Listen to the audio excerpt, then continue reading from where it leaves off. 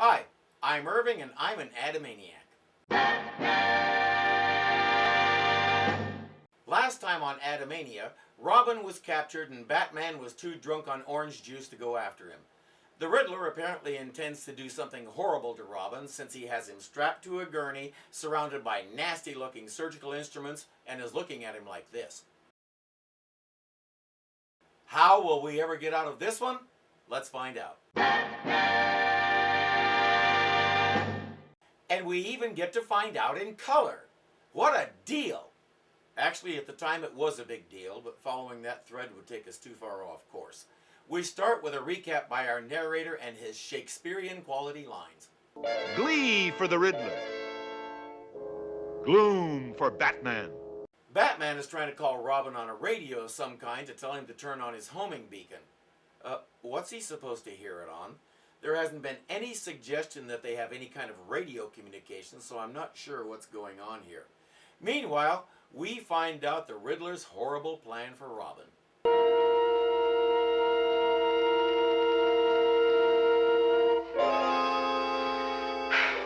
I must say, this youth's face makes an excellent impression. He's making a cast of Robin's face, mask and all. The plan is for Molly to put on the mask and dress up as Robin, then go have Batman rescue her. That way, she's in a perfect position to shoot him dead when she gets the chance. Riddler wakes Robin up and tells him to call the police and get Batman on the hotline. Robin is suitably defiant. Where am I? Where's Riddler? You fiend! What's the meaning of this? If only this one easily releasable strap wasn't holding me down, I could leap up and defeat you! You flipped your lid. Do you think I'm gonna help you in some rotten criminal scheme? It'll be a cold day in August when we're scared of you, Riddler. Give me that telephone. They rig up the call and Batman gets on the red phone. Yes? Batman, it's Robin. Robin, old chum. Where are you? Ho, ho, ha, ha. Remember me, old chum? You jolly devil. How can you not love expressions like old chum and jolly devil?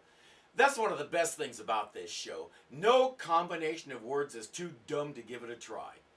Riddler gives Batman two more clues, Terrapins and Orleans. He says that's where you'll find Robin. Don't fall for it, Batman. It sounds too easy. I'll get out of this myself the same way I got in. Shut up and take my money. Where can I get some of that stuff? Terrapins. Orleans. Of course. The old turtle mill on Orleans Cove. I had no idea Gotham City once manufactured turtles. How do you even do that?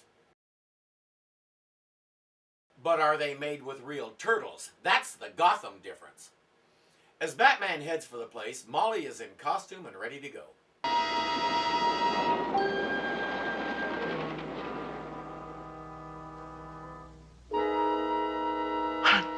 Candy.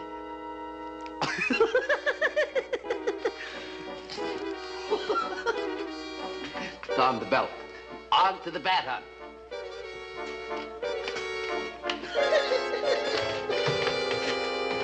It takes a very secure man to walk like that. In 1966, you have no idea. But I have one very serious question for them. Does Robin shave his legs? Nobody noticed that, I guess. But do they really think Batman won't? Thing is, he doesn't. She and Riddler stage a car crash, then she lays down on the road, turns on her homing beacon, and pretends her voice is damaged. Batman scoops her up into the Batmobile and takes her directly to the Batcave. Reach, Batman! Well, Molly, I was wondering when you'd get around to that. You failed to consider that Robin does not wear nylons. What? You mean you saw through my disguise? A criminal always makes one mistake, Molly. Those straws you gave Robin to breathe through, I spotted the defect in the mask instantly. Or that, but she's still the one holding the gun. That was the one hole in your plan. Well, there are gonna be some holes in you, Batman. Foolish girl. You were so bent on your murderous scheme, you failed to notice. In the Batmobile, I burned off your revolver's firing pin with a hidden bat laser beam. laser beam. No, a bat laser beam. Not just any laser beam will do. Be sure you demand a bat laser beam. Molly? Molly, stop! Where's she gonna go? She has no idea how she got in here. You're climbing into the Batmobile's nuclear power source!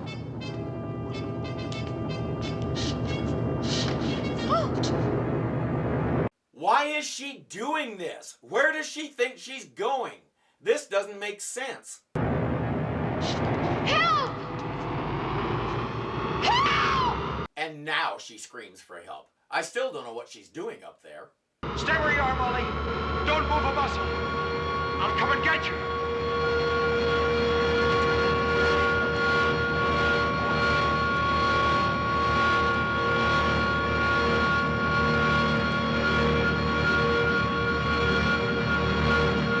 He says to hold still, don't move a muscle, so she climbs over the railing and gets closer to the core.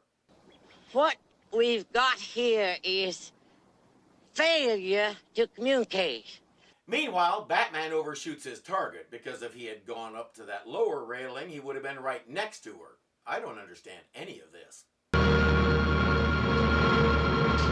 Wait, Molly!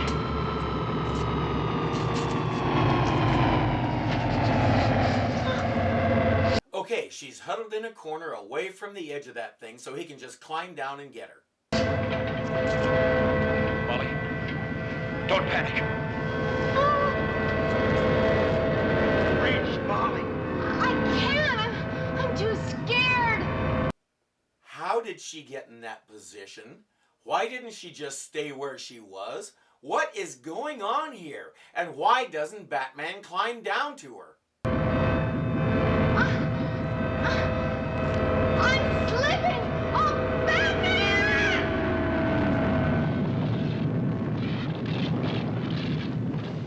Poor, deluded girl. If only she'd have let me save her. If only my utility belt hadn't caught on this railing, I might have been able to rescue her. That was beyond unbelievable. It was beyond stupid. There is no reason on Earth or any other planet why that happened.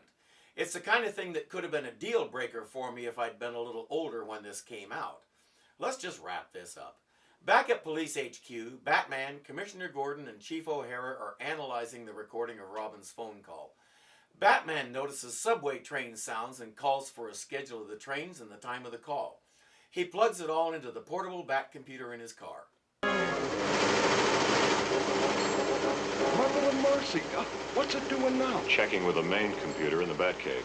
Automatic radio link. This show was able to foresee Wi-Fi, but only for the very rich and mysterious. The computer, Bat computer, figures out which Bat subway station Robin is at, and Batman heads over there. He sets a breaching charge and lights the fuse with his Bat laser beam. No, I cannot stop saying that. All should have been back by now with Batman's scalp. I wonder what went awry. You went awry, Riddler, years ago. Don't you know that crime never pays? And besides, all work and no play makes Jack a dull boy.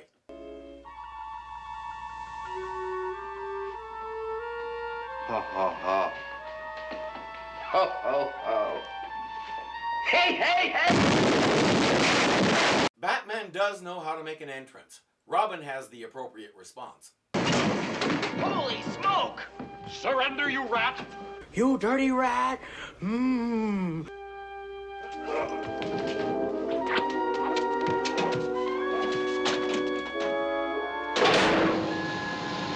What's that?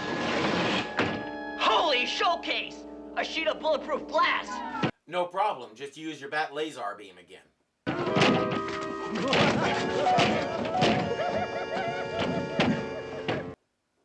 Use the Bat laser. Laser. Say it with me. Bat laser beam. If it can burn metal, it can deal with that. Use the Bat laser. Hello, McFly?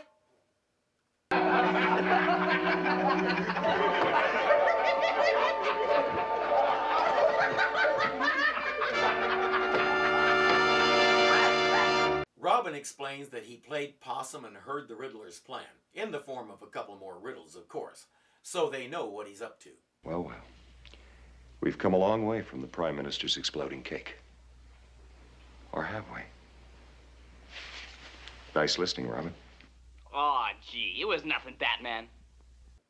Burt Ward got all the best lines. So the cops are on their way to the Gotham City Bank because that's Robin's solution to the riddles. And now, even as the fearless minions of the law converge on the head office of the Gotham City National Bank. Miles away, the Riddler and his gang are about to come up under the Moldavian Pavilion at the Gotham City World's Fair. Holy switcheroo, Batman! He outsmarted them again! Holy red snapper! Has Batman goofed? Okay, holy red snapper is much better. Especially since I'm pretty sure it's meaningless because he meant red herring. Holy fishing disaster, Batman!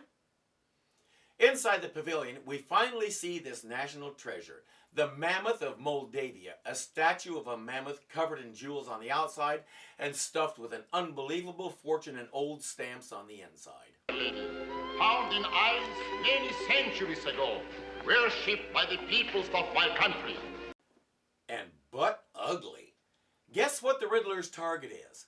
He fills the place with nitrous oxide, also known as laughing gas, then goes in with a gas mask and starts telling jokes until everybody laughs themselves into unconsciousness. Yes. He signals his gang and they blow a hole in the floor to take the mammoth out through. Move those cops out of the way! Get your cables set, rig your hoist, and bring that mammoth to the hole! Hurry, faster, faster, faster! We can't wait all night! This joke's on you, Riddler. When's a donkey spelled with one letter? When it's you! A Trojan mammoth? I need to find an excuse to form a band and call it Trojan Mammoth. Get them, boys. Get them, or it's curtains! At long last, we get to one of the most iconic moments of this show, the fight scenes. Batman and Robin are always outnumbered, and their fighting technique is amazing to behold. From the really lousy choreography to the goofy sound effects appearing on the screen, this was always the part we looked forward to the most. If you look up cheesy in an online dictionary, you'll see a clip from one of these. And they are just too much fun for words to express. So sit back and enjoy.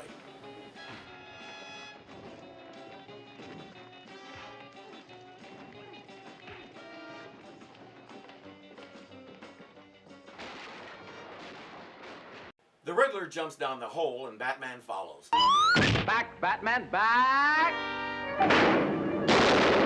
If this gas ignites, it'll blow you to kingdom come, you venal viper. That's nitrous oxide. It's not flammable.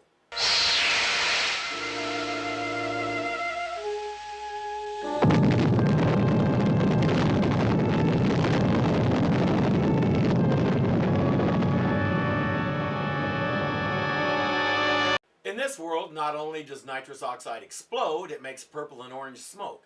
Okay then. Back at stately Wayne Manor, they always have to call it that, Bruce and Dick are talking about the Riddler. He failed to show for his lawsuit. Got him, Bruce? The blast of that laughing gas. It must have got him. Who knows, Dick? The police never found a body. The Prince of Puzzlers may well have escaped underground to baffle us another day. That means we failed? Yes, kid, if he's not dead, you failed. What happened to Batman's no-killing code? No, Dick, no. Don't say that. The Molehill mob in jail. The Mammoth of Moldavia is saved. If it hadn't been for us, the theft of that behemoth could have led to an ugly international incident. When you put it that way, Bruce. Yes, I see you're right. All the best lines. Bruce admits he does have one regret. Molly, of course. If only I could have helped her somehow. Weaned her from that tragic alliance with the underworld, which led to... If only I could have shown her that bat sausage is so much better than underworld sausage. Bruce Wayne is supposed to be a bit of a womanizer. Dear me, Bruce. I hope you're not speaking of any young lady we know. I mean, the thought of Dick being exposed to any criminal element is... Rest at ease, Aunt Harriet. The young lady won't trouble us. She's merely someone I pass like a ship in the night, now vanished like a puff of smoke. We were like two trees that grew up just a little too far apart for our branches ever to touch. We were like two casks of wine that could never mingle because our bungs were too tight. We were way too proud of our similes and tended to overuse them. I admit, I still love this show. It really broke some fresh ground by encouraging overacting, lame effects, dialogue that's just one cliche after another. All the while, the characters seem to have no idea that even they aren't taking themselves seriously. I don't know how they did it, but it's that perfect mix of "this is serious theater" and getting a cheap laugh from a pie in the face. It's a thing of true beauty.